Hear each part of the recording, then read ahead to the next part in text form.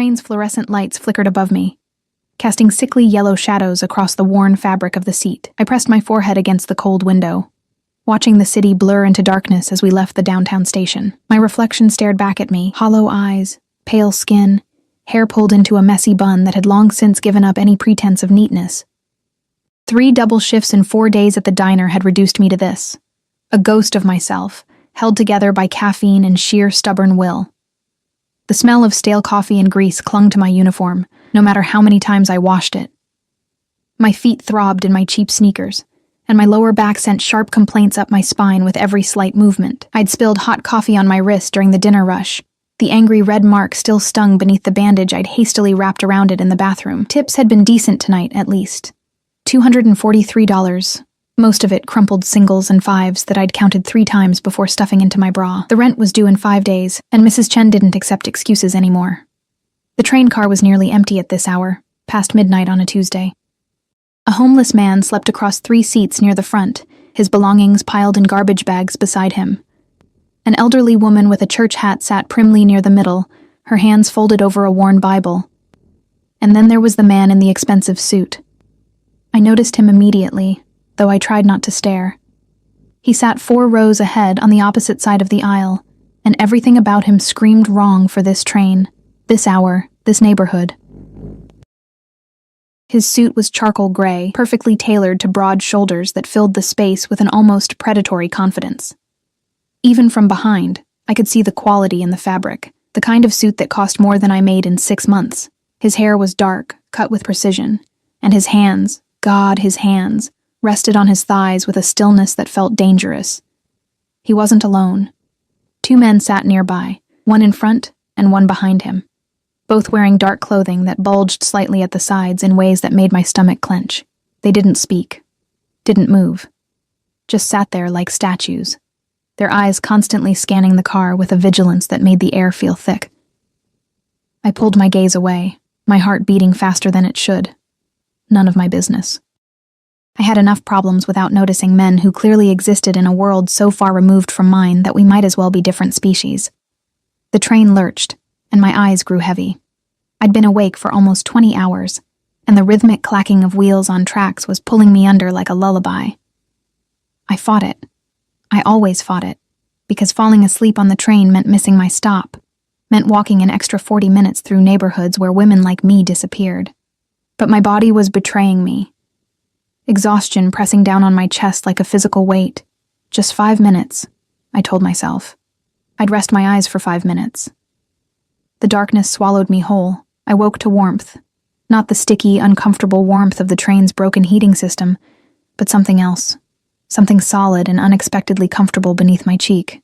The scent hit me first. Expensive cologne, cedar, and something darker, almost smoky.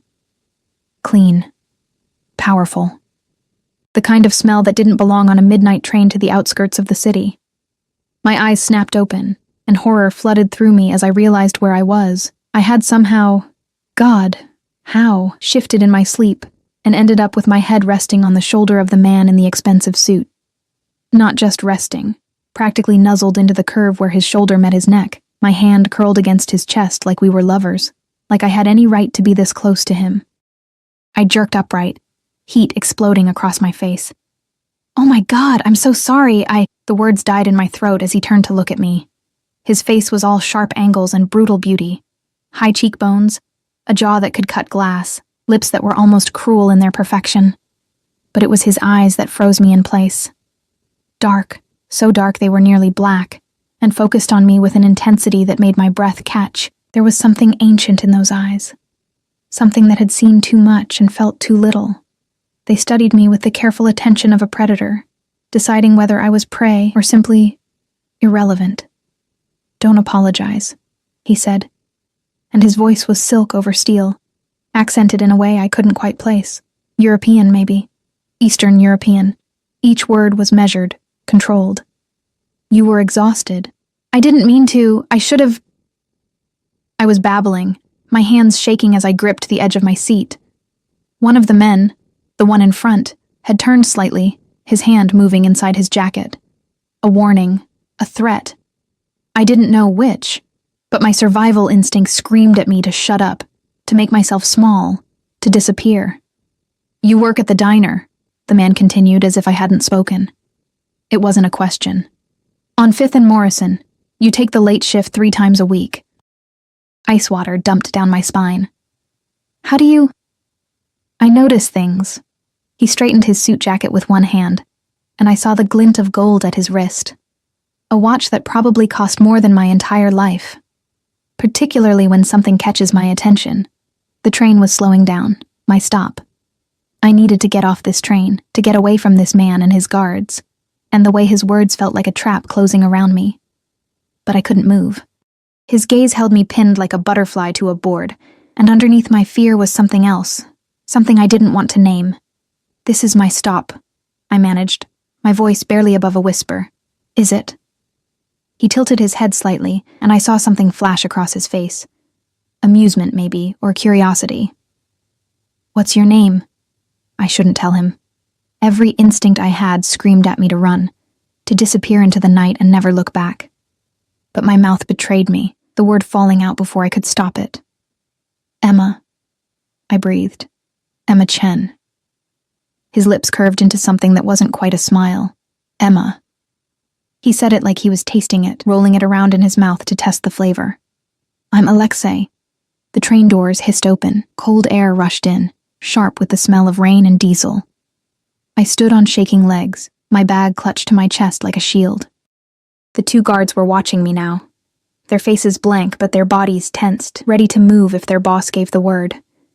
"It was nice to meet you," I said, because what else could I say? "Sorry I drooled on your $1,000 suit. Please don't have your men kill me for the $243 in my bra." I stumbled toward the doors, my feet clumsy with exhaustion and adrenaline. I was almost there, almost free, when his voice stopped me. "Emma." I turned, unable to help myself. He was standing now, and God, he was tall. Taller than I'd realized, with a presence that seemed to fill the entire car. The overhead lights caught the planes of his face, making him look almost otherworldly. Beautiful and terrible all at once. "Be careful walking home," he said softly. "It's not safe for a woman alone at this hour." There was something in his voice that made my skin prickle. A warning? A promise? I didn't know, and I didn't want to find out. I ran. The platform was empty except for a few stragglers, and I moved quickly toward the stairs, my sneakers slapping against concrete. My heart hammered against my ribs, and I couldn't shake the feeling of those dark eyes watching me, even though I knew he was still on the train, probably already forgetting about the exhausted waitress who'd used him as a pillow. The walk home took 35 minutes. I counted everyone, my hand wrapped around the pepper spray in my pocket, my eyes darting to every shadow. The neighborhood got worse the closer I got to my apartment. Graffiti-covered walls, broken streetlights, the occasional sound of shouting from behind closed doors. But it was home, or at least the closest thing I had to one. A 5th-floor walk-up with paper-thin walls and a radiator that only worked when it felt like it. I climbed the stairs slowly, my body screaming in protest. The hallway smelled like cooking oil and cigarettes, and I could hear Mrs. Patel's television through her door, the tinny sound of a Bollywood movie filtering into the corridor. My apartment was at the end of the hall, 3F, the brass numbers tarnished and hanging slightly crooked. I fumbled with my keys, my hands still shaking, and finally got the door open. The apartment was dark and cold.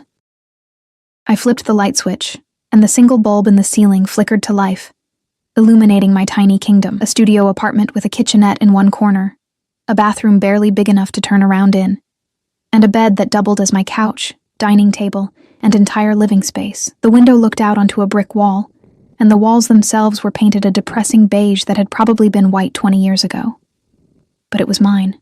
I'd worked 3 jobs to afford the deposit, and I'd kept it for almost 2 years now, through sickness and slowdowns, and the time I'd nearly lost everything when the diner cut my hours. I locked the door behind me, both locks and the chain, and leaned against it, finally allowing myself to breathe. What the hell was that? I replayed the encounter in my mind, trying to make sense of it. The way he'd known where I worked, the guards with their bulging jackets, the expensive suit and the dangerous eyes, and the voice that made promises and threats in the same breath, Alexei. The name rolled around in my head, foreign and dark. I'd never seen him before tonight, I was sure of it. I would have remembered someone like him. You didn't forget men who looked like they could buy and sell your entire world before breakfast. I peeled off my uniform, wincing as the fabric stuck to the burn on my wrist. The apartment was freezing. The radiator was dead again, so I pulled on my warmest pajamas and crawled into bed without bothering to shower. Tomorrow. I'd deal with everything tomorrow. Sleep came quickly, dragging me down into dreams filled with dark eyes and the scent of cedar. I woke to sunlight. Wrong. That was the first thought that filtered through my sleepy brain. Wrong. Wrong. Wrong. My apartment never got direct sunlight. The window faced a brick wall, and even on the brightest summer days, the most I got was a depressing gray twilight that made me feel like I was living in a cave. But this light was golden, warm, streaming through what felt like a massive window.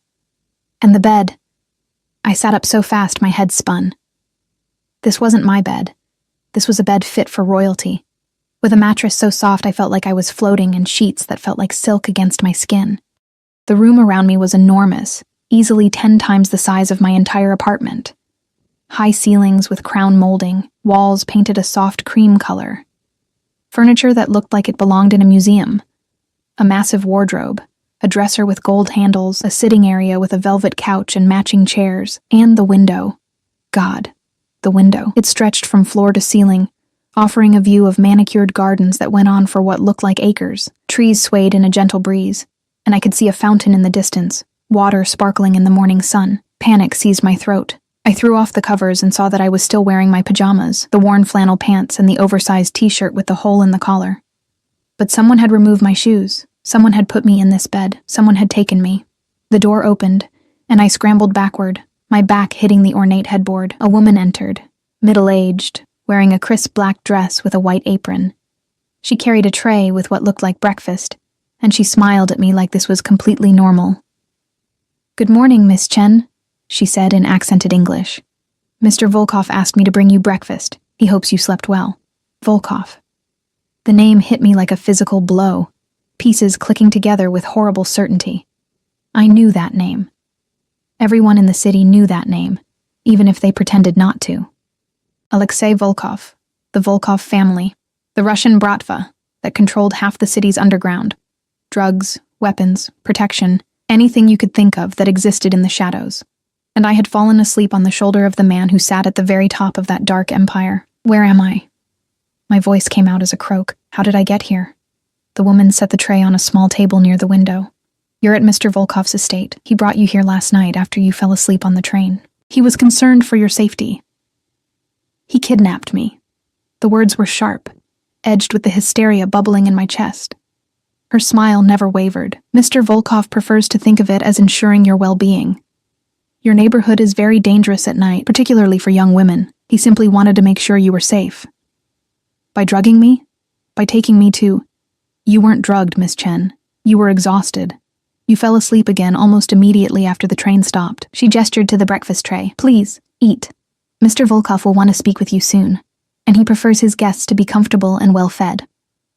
She left before I could respond, the door clicking shut behind her with a finality that made my stomach drop.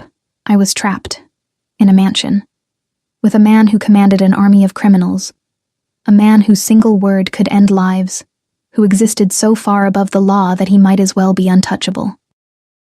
And he'd brought me here because I'd fallen asleep on his shoulder. I didn't touch the breakfast. Instead, I moved to the window, my bare feet silent on the plush carpet that probably cost more than everything I owned. The glass was thick, the kind that didn't open, and when I pressed my hand against it, I felt the slight hum of something electronic, reinforced, maybe bulletproof. The gardens below were beautiful in a way that felt wrong, too perfect, too manicured, like a painting of what nature should look like rather than the real thing. In the distance, beyond the trees, I could see a high wall, stone, maybe 12 feet tall, topped with something that glinted in the morning sun. Cameras? Barbed wire? Both? Men in dark clothing moved along a path near the wall, their postures alert. Guards. Of course there were guards. This wasn't a home. It was a fortress. I tried the door, locked from the outside. My phone. Where was my phone? I frantically searched the room, yanking open drawers in the dresser, checking the nightstand. Nothing. My bag, my shoes, everything was gone except the pajamas I was wearing. The burn on my wrist throbbed, a reminder of my real life. The life that felt impossibly far away now. Mrs. Chen would be looking for the rent in 4 days. The diner would expect me for my shift tonight. How long did he plan to keep me here? What did he want? The thought made my skin crawl. Men like Alexei Volkov didn't do things out of kindness. They didn't rescue exhausted waitresses because they were concerned for their safety. There was always an angle, always a price. I just couldn't figure out what mine was. Time passed strangely in that room. Without my phone, without any clock visible, I could only measure it by the movement of shadows across the floor. An hour? 2? The breakfast grew cold on the tray, and my stomach growled in protest, but I refused to eat. It felt like surrender, like accepting this insanity as normal. When the door finally opened again, it wasn't the maid. Alexei Volkov stood in the doorway, and the room seemed to shrink around him. He'd changed clothes, now wearing dark slacks and a white shirt with the sleeves rolled to his elbows, revealing forearms corded with muscle and marked with scars that told stories I didn't want to know. His hair was slightly damp, like he'd recently showered, and that scent, cedar and smoke, rolled over me like a wave. "You didn't eat," he observed, his dark eyes moving from the tray to me. I'd backed against the far wall, as far from him as the room would allow. My arms wrapped around myself. "You kidnapped me." My voice shook, but I forced the words out anyway. "You had no right. I brought you somewhere safe." He stepped into the room, and I heard the click of the door closing behind him. We were alone. The realization made my heart hammer against my ribs. "Your apartment building had 3 break-ins last month. The walk from the train station passes through territory controlled by the Kozlov Bratva. They have no love for lone women at night. Should I have left you to that? That's not your choice to make." The anger felt good, burning through the fear. "You don't get to decide what's safe for me. You don't get to just take people." Something flickered across his face. Amusement? Irritation? It was gone too quickly to read. He moved to the window, his hands sliding into his pockets with casual confidence. From this angle, with the morning light illuminating his profile, he looked like something carved from marble, beautiful and cold and entirely inhuman. "Tell me about your father," he said. The question hit me like a slap. "What?" "Your father. David Chen. Where is he?" My blood turned to ice. "How do you know about my father?" He turned to face me, and his eyes held something I couldn't name.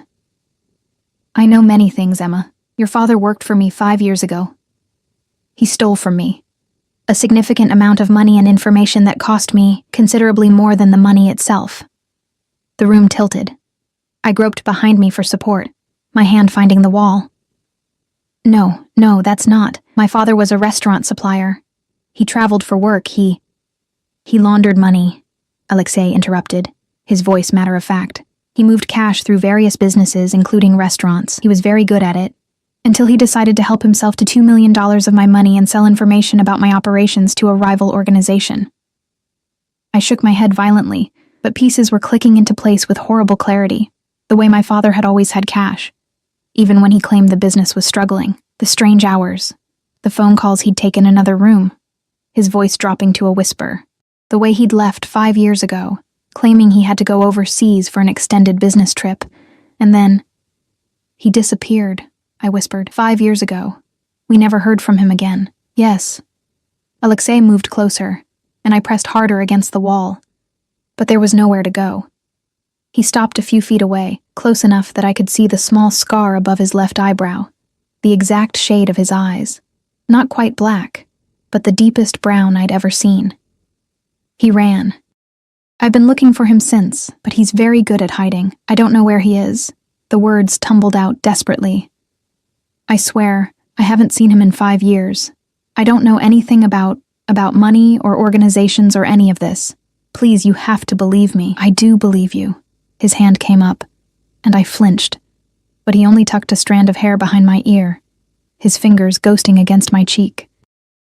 The gentleness of the gesture was somehow more terrifying than violence would have been. "You were 18 when he left, a child. He abandoned you and your mother to face the consequences of his actions." My mother. God, my mother. "Where's my mother? Is she safe?" he assured me. "She remarried 2 years ago. She lives in Seattle now with her new husband and his children. You haven't spoken to her in 6 months. The surveillance was suffocating. He knew everything. Every detail of my pathetic life laid out for his examination. Then let me go. I can't help you find him. I'm useless to you. His hand dropped, but he didn't step back. You're not useless, Emma. You're leverage. The word hung between us like a knife. He won't come for me, I said, my voice breaking. He left us. He doesn't care about me. Perhaps. Alexei tilted his head, studying me with that predatory focus. But men like your father have patterns, weaknesses. Guilt eventually eats at them. And when it does, when he tries to make contact, tries to ensure you're safe, I'll be waiting. So I'm bait. The laugh that escaped me was bitter, edged with hysteria. You're going to keep me here like a worm on a hook, hoping he'll bite. You make it sound so crude. There was something almost like disapproval in his voice. You'll be treated well. You'll have everything you need. This room is yours. The grounds are extensive. You'll have freedom to move, within reason. All I ask is that you stay. And when your father contacts you, you tell me. And if he never does, if he really doesn't care, for the first time, something genuinely warm entered his expression, a smile that didn't quite reach his eyes, but transformed his face nonetheless. Then I suppose you'll be my guest for quite some time. He moved toward the door, and panic surged through me. Wait. How long? How long are you planning to keep me here? He paused, his hand on the doorknob. As long as it takes, Emma. Days, weeks, months. However long I need to draw him out. His eyes found mine across the room. I suggest you get comfortable. The door closed behind him with a soft click, and I heard the lock turn. I slid down the wall, my legs giving out, and wrapped my arms around my knees. This couldn't be happening. This was the kind of thing that happened in movies, in news stories about other people, not to waitresses who just wanted to pay their rent and survive another day. But it was happening. I was trapped in a mansion with a man who commanded criminals, who knew everything about me, who planned to use me as bait to catch a father who'd abandoned me 5 years ago. And the most terrifying part, the small, traitorous part of my brain that had noticed how gentle his touch had been, how the light had caught in his dark hair, how his presence had made me feel something other than invisible for the first time in years. I hated that part of myself almost as much as I hated him. The days began to blur together. I was given clothes, expensive ones that fit perfectly, which meant he'd had my size all along. Had he planned this? The thought made me sick. Dresses, slacks, soft sweaters in cashmere and silk. Everything in muted colors, cream, gray, navy, as if he was trying to erase me, make me into something that fit his world. I refused to wear them at first, staying in my pajamas like a stubborn child. But on the third day, when the maid, her name was Irina, brought a tray of food and found me still in the same clothes, she'd clucked her tongue with such genuine distress that I'd felt guilty. Mr. Volkov gave specific instructions that you be comfortable, she'd said, her accent thickening with concern. Please, Miss Chen, make this easier on yourself. So I'd compromised. I wore the clothes, but I didn't eat breakfast. Small rebellions were all I had. The room became both prison and sanctuary. I explored every inch of it. The ensuite bathroom with its marble shower and tub deep enough to swim in, the walk-in closet filled with clothes I didn't choose, the sitting area where I'd stare out the window for hours, watching the guards patrol and the gardeners tend to flowers I couldn't name. Alexei visited twice a day, once in the morning, once in the evening. He never stayed long. 10 minutes, maybe 15. He'd ask me questions. How did I sleep? Was the food acceptable? Did I need anything? As if this was a hotel, and I was a valued guest rather than a prisoner. I stopped answering after the second day. Let him talk to silence. But he was patient. He'd sit in one of the velvet chairs, completely at ease, and tell me about his day, business meetings, calls with associates in Moscow and New York. A problem with a shipment that had been resolved efficiently, a word that made my stomach turn, because I knew what it meant in his world. On the 5th day, he brought me a book. You're bored, he said, setting it on the table beside my untouched dinner. It was a novel. Jane Eyre, the spine worn with age. Irina says you spend hours staring out the window. This might be a better use of your time. I looked at the book, then at him. I want to go home. I know. He settled into his chair, crossing one ankle over his knee. Today he wore a three-piece suit in charcoal gray, and a watch that probably cost more than my entire year's rent glinted at his wrist. Tell me something, Emma. What would you be doing right now if you were home? Working. The word came out bitter. I'd be on my feet for 8 hours, carrying plates to people who don't see me, collecting tips that barely cover rent. You enjoy this work? Nobody enjoys being a waitress. It's survival. He leaned forward, his elbows on his knees, and the intensity of his gaze made me want to look away. I didn't. And after work? What then? I'd walk home in the dark, pray nobody bothered me, unlock 3 separate locks on my door, and fall into bed in a room so cold I can see my breath in winter. I tilted my chin up. But it would be my choice, my life. Not some gilded cage because you're obsessed with revenge against a man who probably doesn't even remember he has a daughter. Something flickered across his face. Anger, maybe, or recognition. You think this is a cage, isn't it? I gestured around the opulent room. Beautiful prison is still a prison. He stood abruptly, and I tensed, but he only moved to the window. The sunset painted him in shades of gold and shadow, softening the harsh lines of his face. Tomorrow, he said quietly. You'll join me for dinner. Not here. Downstairs in the dining room. Is that an invitation or a command? He turned to look at me over his shoulder, and for just a moment, I saw something raw in his expression. Something almost lonely. Does it matter? You'll refuse either way. Then he was gone, leaving me alone with Jane Eyre and the fading light. I didn't sleep that night. I lay in the impossibly soft bed, staring at the ceiling, and thought about my father, David Chen. I'd spent 5 years convincing myself that I hated him for leaving, for abandoning us to bankruptcy and questions from men in suits who'd come asking about money we didn't have. But underneath the hate was something worse. Hope. The stupid, childish hope that maybe he'd had a good reason. Maybe he'd left to protect us. Maybe he still thought about me, still cared. Now I knew the truth. He was a criminal who'd stolen from criminals, and his daughter was paying the price. The knock on my door came at 7 the next evening.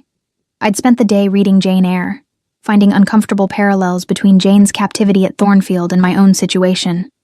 When Irina entered, she carried a dress on a hanger, deep emerald green, with a neckline that would show too much, and a hem that would show too little. Mr. Volkov asks that you wear this for dinner, she said, laying it across the bed. Tell Mr. Volkov that I'm not his doll. She smiled sadly. Please, Miss Chen, he can be difficult when his wishes are not met. This is such a small thing. The guilt tactic worked. 20 minutes later, I stood in front of the mirror, barely recognizing myself. The dress fit like it was made for me. Because it probably was. My hair, which I'd been wearing in its usual messy bun, fell in waves around my shoulders. Irina had provided makeup, but I'd drawn the line there. I was already becoming someone I didn't recognize. I wouldn't paint my face to complete the transformation.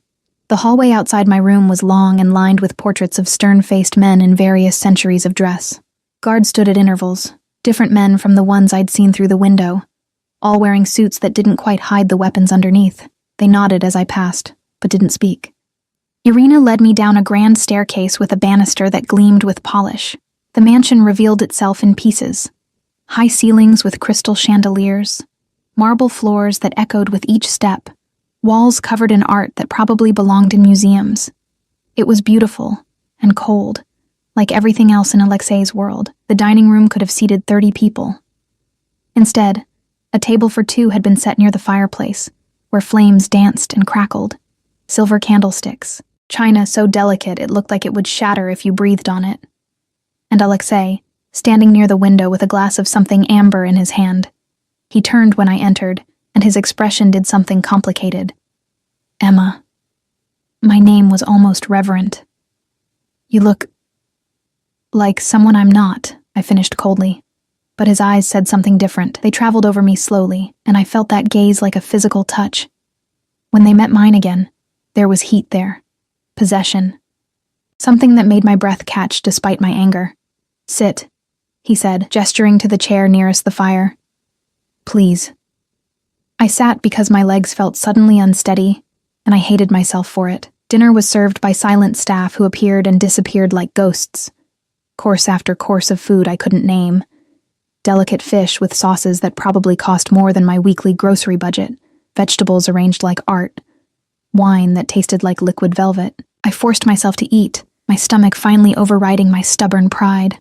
Alexei watched me throughout, barely touching his own food. He'd shed his jacket, and the white shirt beneath revealed the powerful lines of his body.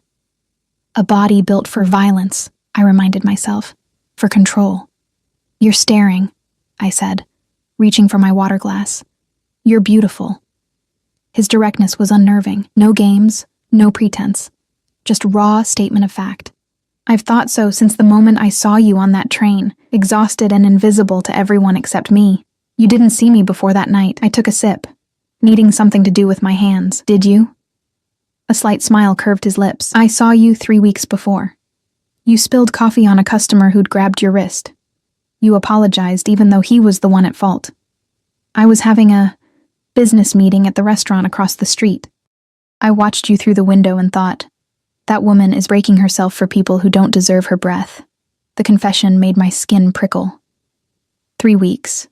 He'd been watching me for 3 weeks. That's not romantic. That's terrifying. I know. He leaned back in his chair, swirling the amber liquid in his glass. I had you investigated that same day. I learned about your father within hours.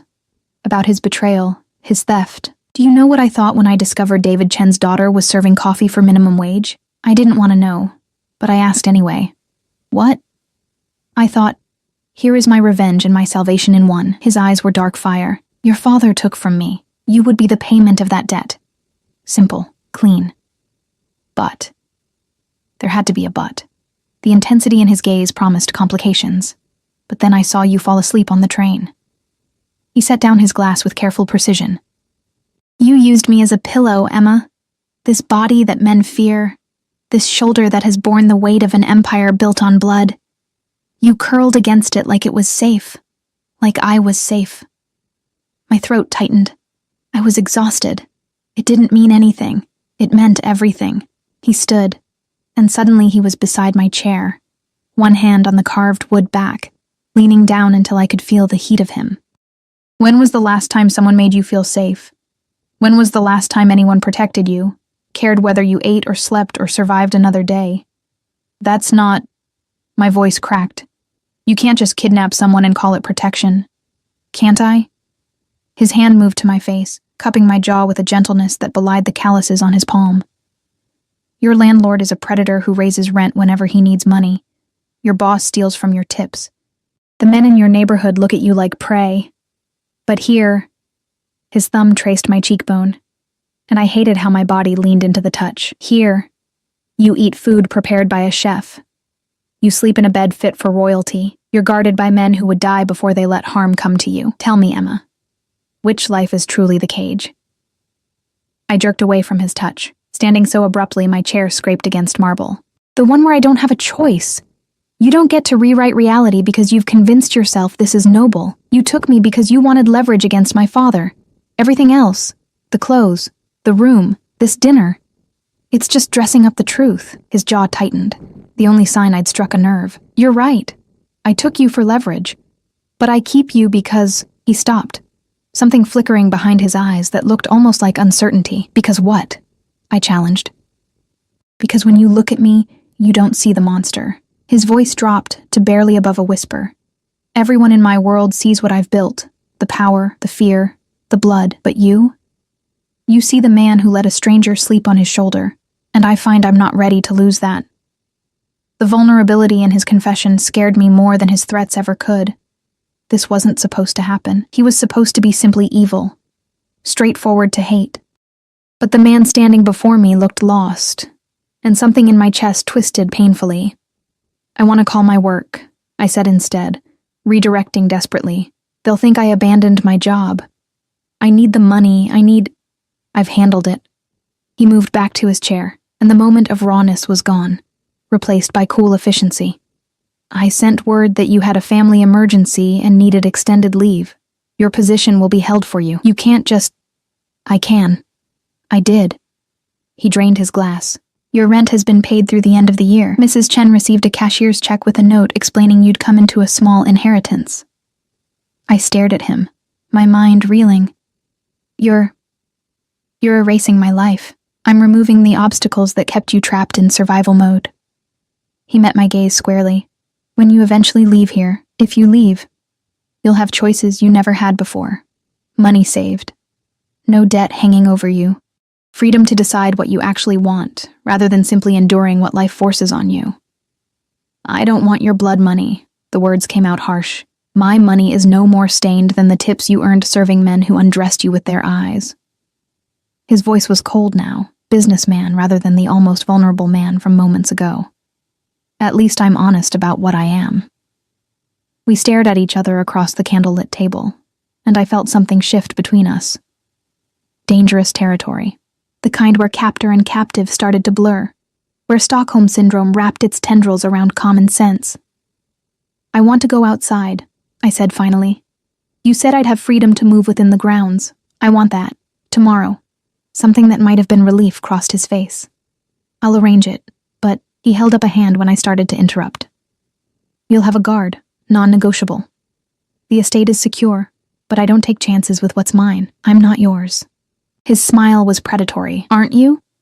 You're wearing the dress I chose, eating the food I provided, sleeping in my house under my protection. Your father made you mine the moment he stole from me. Everything else is just details. I wanted to argue, to throw the words back in his face, but exhaustion swamped me, emotional this time rather than physical. I was so tired of fighting, of being angry, of holding myself rigid against the gravitational pull of this man and his dark empire. I want to go back to my room, I whispered. He stood immediately, offering his hand like a gentleman at a ball, rather than a man who'd orchestrated my captivity. I'll walk you. That's not necessary. No, he agreed. But I want to. I ignored his hand and walked toward the door. He followed at a respectful distance, and somehow that was worse than if he'd tried to touch me. The mansion felt different at night, shadows pooling in corners, the artwork seeming to watch with disapproving eyes.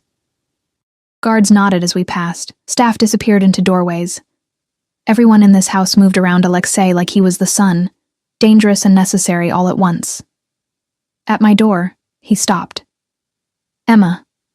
I turned, my hand on the doorknob. Your father will surface eventually. Men like him always do. And when he does, I'll have my revenge. His eyes were bottomless in the dim hallway light. But until then, I find I'm in no hurry. Having you here, it's reminded me that not everything must be about blood and debt.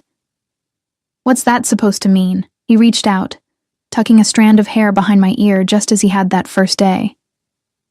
It means you're safer with the monster you know than the world that would devour you. Sleep well, Emma Chen.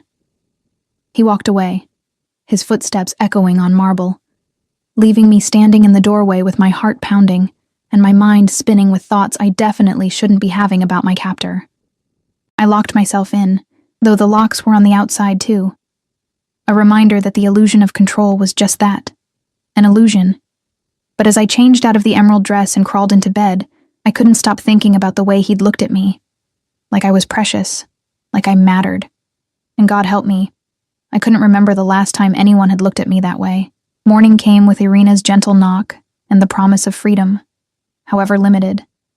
She brought clothes suitable for outdoors, dark jeans that fit perfectly, a soft cream sweater, and a jacket lined with fur, boots that were both practical and expensive.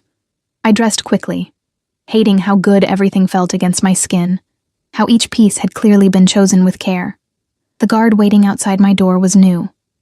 Younger than the others I'd seen, maybe late 20s, with sandy hair and a scar that cut through his left eyebrow. He nodded respectfully when I emerged. Miss Chen? I'm Dmitri. Mr. Volkov has assigned me to accompany you today. His English was heavily accented but clear. We can go wherever you wish within the estate grounds. Can we go outside the estate grounds? I already knew the answer. His apologetic smile confirmed it. I'm afraid not. But the grounds are extensive. Gardens, a greenhouse, the lake, it's quite beautiful. A gilded cage with a larger perimeter. Still a cage. But the need for fresh air, for sky above my head rather than ornate ceilings, was overwhelming. I followed Dmitri down the grand staircase and through corridors I hadn't seen before. The mansion revealed itself in pieces. A library with floor-to-ceiling books. A music room with a grand piano. Rooms whose purposes I could only guess at. Everything was pristine, expensive, empty. The back doors opened onto a terrace that took my breath away. Stone pathways wound through gardens that belonged in magazines. Roses, despite the season, bloomed in carefully tended beds. A fountain bubbled nearby, the sound of water almost musical. And beyond it all, through perfectly manicured lawns and stands of trees, I glimpsed the lake Dmitri had mentioned. Water sparkling in the morning sun. I walked, and he followed at a discreet distance, close enough to protect, far enough to give the illusion of privacy. The air was clean and cold, biting at my cheeks and filling my lungs with something that tasted like freedom, even if it wasn't. "How long have you worked for him?" I asked, after we'd walked in silence for 10 minutes. Dmitri seemed surprised I'd spoken. "6 years, miss. Since I was 22. "And you're okay with what he does?" A pause. Then carefully. "Mr. Volkov saved my life. My sister's life. We owed debts to very bad men who would have sold her to pay what we couldn't. Mr. Volkov paid the debts and gave me work, gave my sister a chance at university, at a real life." His voice held absolute loyalty. "What he does to protect his people. To build something that lasts. Is it always clean? No. But it's honest, in its way." I thought about that as we walked. How many people in Alexei's empire had similar stories? How many owed him their lives, their loyalty, their willingness to look away from the blood? The greenhouse was massive, glass walls reflecting the sun in blinding fragments. Inside, it was warm and humid, filled with plants I'd never seen before. Orchids in impossible colors. Fruit trees bearing lemons and oranges despite the season, and in the center, a small seating area with wrought iron furniture painted white. Alexei sat there, reading a newspaper, a cup of coffee steaming on the table beside him. My heart did something complicated in my chest. He looked different here, more relaxed. The harsh lines of his face softened by the dappled sunlight filtering through leaves. He'd rolled his shirt sleeves to his elbows, and I could see more of those scars, silver against tan skin. Stories written in violence. He looked up as I entered, and something lit in his eyes. "Emma, I hoped you'd find your way here. Did you?" I stayed near the door, Dmitri a silent presence behind me. "Or did you arrange for Dmitri to guide me here?" His smile was slow, acknowledging the truth. "Can't it be both? I wanted to see you, but I also wanted you to have the illusion of choice in the matter. At least you admit it's an illusion." He set down the newspaper and gestured to the chair across from him. "Join me. Please." "Dmitri, wait outside." The guard left without hesitation, and suddenly I was alone with Alexei in this cathedral of glass and green. The air smelled like earth and flowers, almost overwhelming in its richness. I sat because standing felt like a battle I didn't have energy for. "What do you want?" "To have coffee with you, to see how you slept, to—" He paused, and something vulnerable flickered across his face again. "To spend time with you without the weight of dinner formalities or locked doors between us. The doors are still locked. I'm still your prisoner." "Yes." He poured coffee from a carafe into a second cup, adding cream without asking how I took it. He knew. Of course he knew. "But perhaps we can pretend for an hour that you're here because you want to be." "Why?"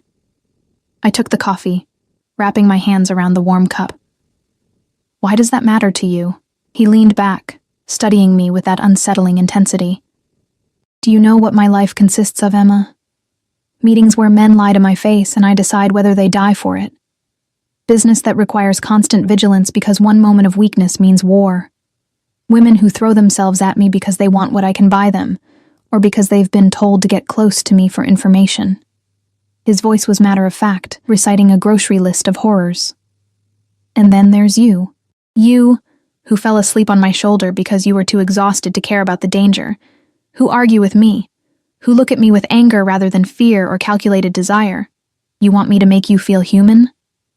The laugh that escaped me was bitter. "That's not my job. That's not why I'm here. No. You're here because of your father's sins." He set down his cup with deliberate care. "But what if you could be here for something else? What if instead of prisoner and captor we could be something different?" The implication hung between us, dangerous and tempting. You mean like the women who throw themselves at you for money? No. The word was sharp. I mean like two people who see each other. Really see each other. Not the waitress or the Bratva boss. Just Emma and Alexei. I wanted to laugh. To throw the coffee in his face and tell him he was delusional, but the way he was looking at me, God. The way he was looking at me made something in my chest ache. Like I was water. And he was a man dying of thirst. You can't just erase what you've done, I said quietly. You took me. You're holding me here. You're using me as bait. That's who you are.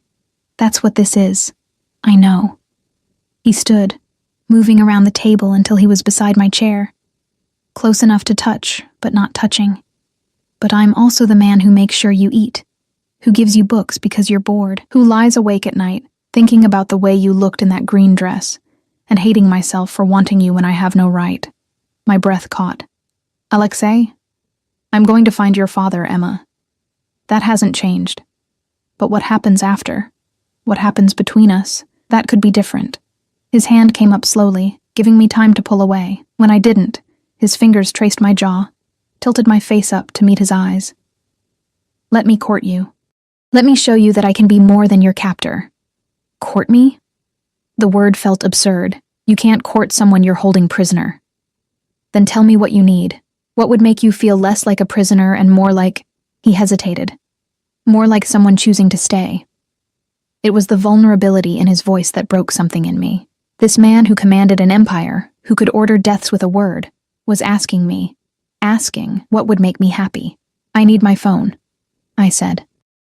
I need to be able to contact the outside world, to know that I still exist beyond these walls. He considered this, his thumb still tracing small circles against my cheek. If I give you a phone, monitored, I won't lie about that. Will you promise not to call the police? Would they even help if I did? His smile was grim. No, I own enough of them. But others might try. Rivals who would love to use you against me. FBI agents who've been trying to build a case for years. You'd be trading one cage for another, and theirs would be far less comfortable. How reassuring, I said dryly. I'm not trying to reassure you, I'm being honest. His hand dropped, and I felt the loss of his touch like a physical ache. I can give you a phone, computer access, carefully monitored. But Emma, if you betray me, if you try to use those tools against me, the consequences won't fall on you alone. Your mother in Seattle, her new family, even Mrs. Chen, your former landlord. I protect what's mine, and I destroy what threatens it. The threat was delivered calmly, almost gently, but it landed like a blow. You'd hurt innocent people because of what I do. I'd hurt anyone who poses a risk to my operation. Yes, that's the world I live in. The world your father dragged you into when he stole from me. He cupped my face with both hands now, forcing me to hold his gaze. But I don't want to threaten you, Emma. I want to give you everything. I want to see you smile because you're happy, not because you're pretending. I want you to wear those dresses because you feel beautiful, not because you're playing a role. You want to own me. The words came out as a whisper. Yes. The honesty was brutal. I want to own you the way you've somehow come to own me. I want you to be mine in every way that matters. Body, heart, choice. But I want you to give those things willingly, not because you have no other option. That's impossible. You've made it impossible, have I? He leaned down, his forehead almost touching mine, his breath warm against my lips. Or are you fighting what you feel because you think you should? Because society says you can't want the man who took you, even if that man would burn the world to keep you safe. My hands came up, and I didn't know if I was going to push him away or pull him closer. They rested against his chest, feeling the steady thud of his heart under expensive cotton. This is insane. Yes. His lips brushed my forehead, achingly gentle. But insanity seems to be my destiny where you're concerned. He pulled back before I could respond, putting distance between us with visible effort. I'll have a phone brought to your room this afternoon, and a laptop. You can call your mother if you'd like. Check your email. Just remember, I'll know every word, every contact. Complete transparency, Emma. That's the price of this freedom. I nodded, not trusting my voice. Now come. He offered his hand. Let me show you the rest of the grounds. The lake is beautiful this time of morning, and I find I'm not ready to let you go just yet. I should have refused, should have walked back to my cage and locked myself in, away from his touch and his words, and the dangerous way he made me feel seen. Instead, I took his hand. His fingers closed around mine, warm and strong, and we walked out of the greenhouse together. Dmitri fell into step behind us, a silent shadow, as Alexei led me down winding paths toward the lake, and for one stolen hour I let myself forget that I was a prisoner. Let myself pretend that the man holding my hand was just a man, and I was just a woman, and the world outside these walls didn't exist. It was the most dangerous thing I'd done since falling asleep on his shoulder. The phone arrived that afternoon, sleek and new, along with a laptop that probably cost more than I'd earned in the past year. True to his word, Alexei had been transparent about the monitoring. A small icon in the corner of each screen reminded me constantly that everything I did was watched. I called my mother first, my hands shaking as I dialed the number I still knew by heart, despite the months of silence between us. She answered on the third ring. "Hello?" "Mom." My voice cracked. "It's me." "It's Emma." The pause stretched so long I thought she'd hung up. Then, "Emma? Oh my God. Emma, where have you been?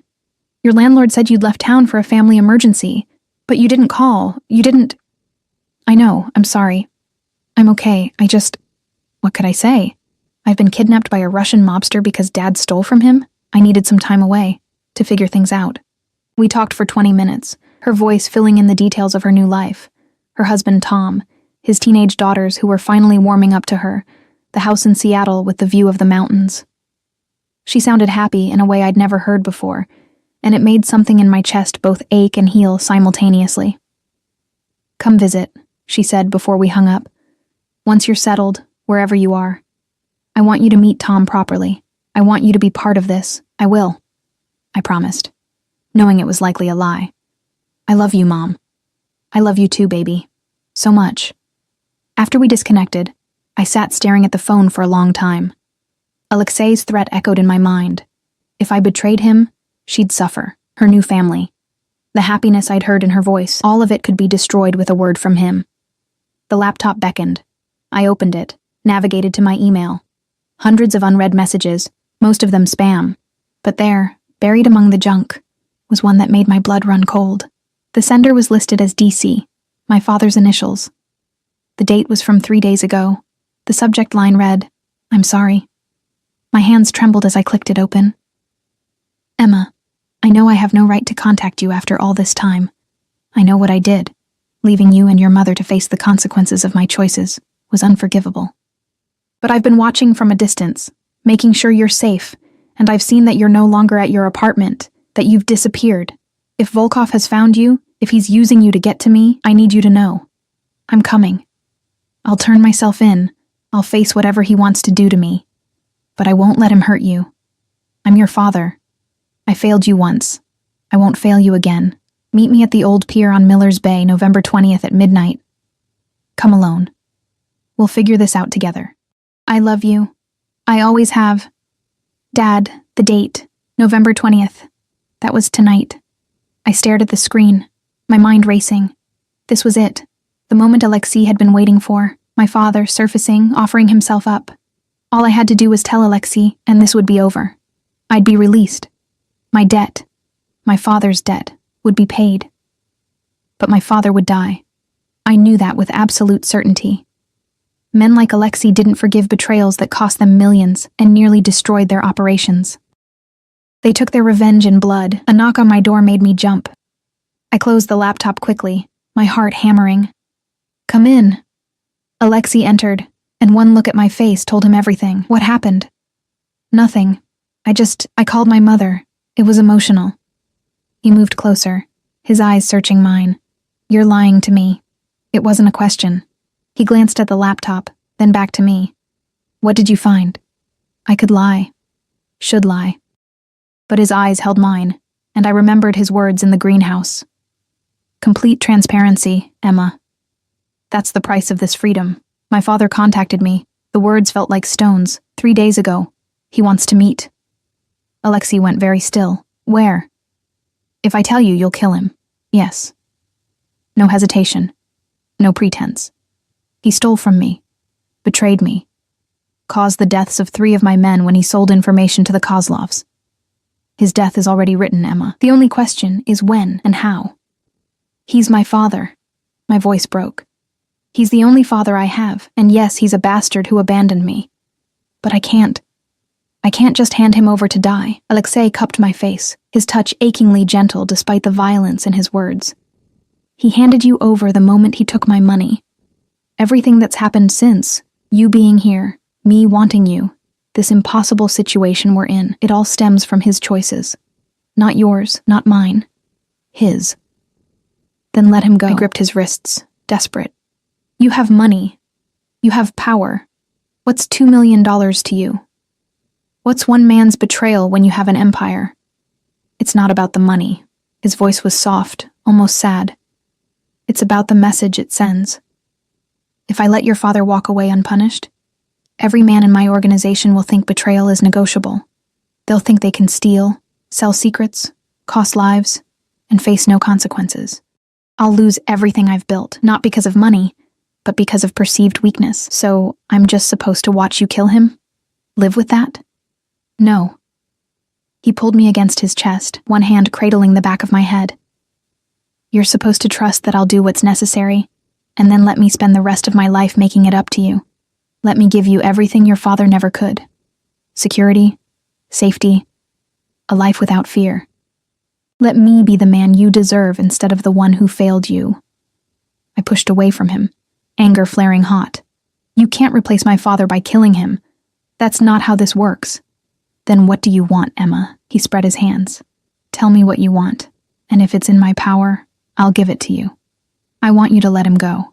That's the one thing I can't do. We stared at each other, the impossible gulf between us suddenly painfully clear. He would kill my father. I couldn't forgive that. No matter what he'd done to me, no matter how he'd made me feel, this was the line. When is the meeting? Alexei asked quietly. I could still lie. Could send him to the wrong place, the wrong time. Give my father a chance to run, to disappear again. But then I thought about Alexei's threats. My mother, Mrs. Chen. All the innocent people who'd suffer if I betrayed him. Tonight, I whispered. Midnight. Miller's Bay Pier. Something that might have been pain flickered across his face. You told me. You gave me no choice. I gave you exactly a choice. You chose your mother's safety over your father's life. You chose the innocent over the guilty. He moved to the door, his hand on the knob. That's not weakness, Emma. That's strength. It doesn't feel like strength. Tears were streaming down my face now. It feels like betrayal. He paused, his back to me. Your father made his choices. You're not responsible for the consequences. Remember that. When you hate me later, then he was gone. And I collapsed onto the bed, sobbing into pillows that smelled like cedar and smoke, and the man who was about to destroy what was left of my family. The hours until midnight crawled by with agonizing slowness. I tried to read, to distract myself, but the words blurred on the page. Finally, around 11, I made a decision. I was going to that pier. If my father was going to die because of me, the least I could do was face it. Getting out of my room was easier than I expected. The door was unlocked, and the guards in the hallway nodded to me as I passed. They didn't try to stop me as I made my way downstairs and out through the kitchen entrance. Either Alexei had given orders to let me go, or they assumed I couldn't get far anyway. They were right. Dmitri materialized from the shadows as I crossed the lawn, his expression apologetic. I'm sorry, Miss Chen, but I can't let you leave the grounds alone. Then come with me.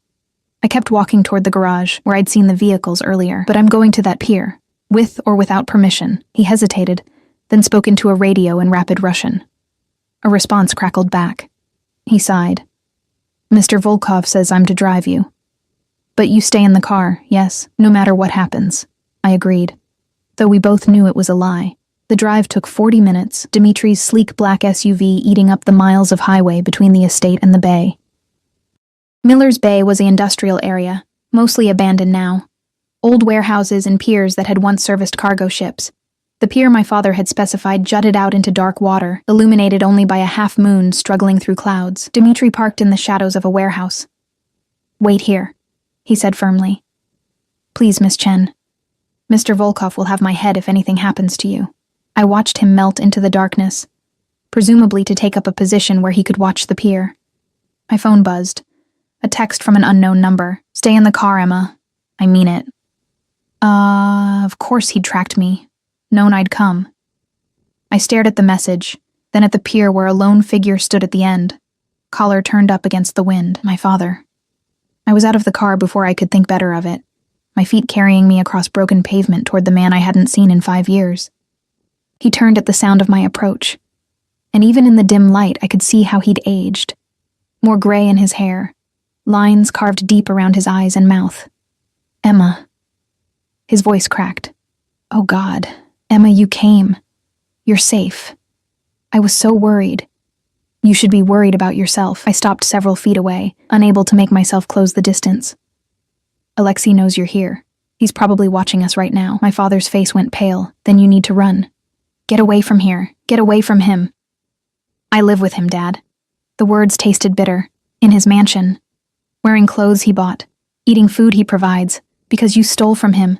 And now I'm paying your debt." He flinched like I'd struck him. "I never meant for any of this to happen. I thought I could take the money and disappear. Start over somewhere safe. Send for you and your mother once I was settled. But Volkov, he has reach everywhere. I couldn't risk leading him to you, so you just abandoned us instead.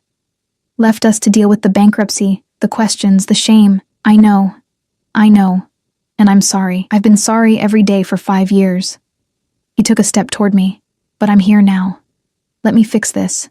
Let me turn myself in, face whatever punishment he wants. Just promise me you'll get away from him. Promise me you won't let him keep you." It's not that simple. Movement in the shadows caught my eye. Figures emerging from the warehouses, surrounding us. Alexei's men. He won't just let me go. And even if he would, I stopped, the truth catching in my throat. "You what?" My father's voice was desperate. "I don't know if I want to go." The admission felt like ripping open my chest. He's arrogant and controlling, and he kidnapped me. But he makes me feel like I matter, like I'm not just invisible, and I hate that I feel that way. I hate that part of me wants to stay, but it's true. My father stared at me like I'd grown a second head. "Emma, that's Stockholm Syndrome. He's manipulating you." "Maybe." I shrugged helplessly. "Or maybe I'm just so starved for someone to see me that I'll take it even from the monster who's holding me captive. Either way, your choices made this situation, not mine." "Then hate me." His voice broke. "Hate me for the rest of your life, but get away from him. Please. Before it's too late. Before you can't distinguish between captivity and what? Love?" The word hung between us, terrible and true. "You think I don't know how messed up this is? You think I haven't spent every day fighting against how he makes me feel? That's enough." Alexei's voice cut through the night, and suddenly he was there, stepping out of the shadows like he'd materialized from them. He wore all black, and in the moonlight, he looked like death itself. "David Chen." We finally meet again. My father straightened, facing him with a bravery I hadn't expected. "Volkov, I assume you're here to kill me." That was the plan. Alexei moved past me, close enough that I felt the heat of him, and stopped a few feet from my father. 5 years I've been hunting you. 5 years of resources, of men searching, of waiting for you to surface. And here you are, delivered by the one thing I knew you couldn't resist. Your daughter. She had nothing to do with my choices. No. She's simply the one paying for them. Alexei glanced at me, and something in his expression made my breath catch. "Which brings me to a dilemma. I'd planned to kill you, to make it slow, painful, a lesson to anyone who thinks about betraying me. But your daughter," he turned back to my father, "your daughter asked me to let you go, and I find that I would give her almost anything she asks for." Hope flared in my father's eyes. "Then let me leave. I'll disappear. You'll never hear from me again. I'm not finished." Alexei's voice hardened. "The money you stole, $2 million. You'll repay it. Every cent with interest. 20% per year for 5 years is," he calculated quickly, "approximately $5 million. My father's face fell. "I don't have that kind of money. Then you'll work it off." Alexei smiled, and it was terrifying. "I have businesses that need managing. Legitimate ones, mostly. Import-export. You'll work for me, under supervision, and every dollar you earn goes toward your debt. When it's paid, you're free to go. And if I refuse, Then I kill you here, and Emma watches. Alexei's eyes found mine, and she spends the rest of her life hating me for it, which I find I'm not willing to risk. My father looked at me, then back at Alexei.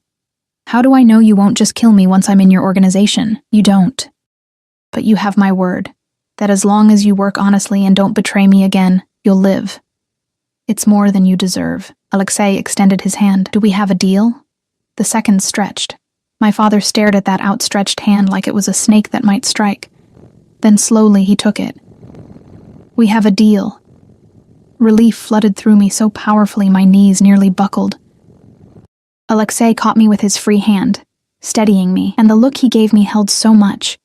Possessiveness and tenderness and something that looked almost like love. Thank you, I whispered. Don't thank me yet. He released my father's hand and wrapped an arm around my waist, pulling me against his side. You just agreed to let me keep you. Because if your father is working for me, if he's alive because I allowed it, then you're mine, Emma. Completely and irrevocably mine. The truth of it settled over me like a weight. Or maybe like freedom. I wasn't sure there was a difference anymore. I know, I said quietly. My father looked between us, understanding dawning. Emma. I'll visit you, I told him. Once you're settled wherever Alexei places you. We'll figure out how to be family again. Slowly. That's all I can ask for. His eyes were wet. I'm sorry. For all of it. I know. Alexei's men moved forward to collect my father, and as they led him away, I felt the last threads of my old life snapping. The invisible waitress, the girl struggling to survive. She was gone, replaced by someone I didn't fully recognize yet. You could have killed him, I said, as we walked back to where Dmitri waited with the SUV. You wanted to. Yes. Alexei opened the door for me, his hand lingering at the small of my back. But I wanted you more, and I'm learning that when it comes to you, I'll compromise things I never thought I could. That's not healthy. No. He climbed in after me, pulling me across the seat until I was pressed against his side. But neither is falling for the woman you kidnapped. Yet here we are. Here we are, I echoed.